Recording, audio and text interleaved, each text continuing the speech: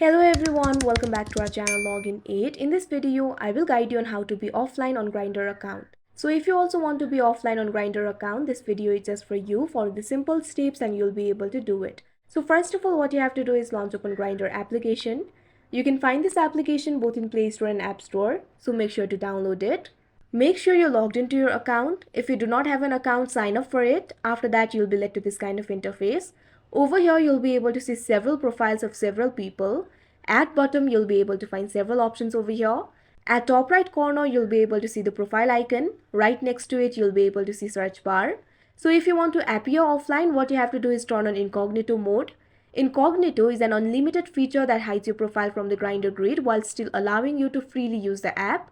While using incognito, you'll appear offline to people you tap or message.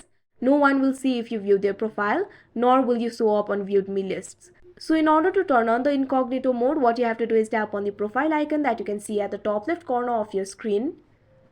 Now you can see over here, you'll be led to this kind of interface. Right over here, you'll be able to see your name. Right below it, you'll be able to see two options, online and incognito. Right now, you're in the online mode.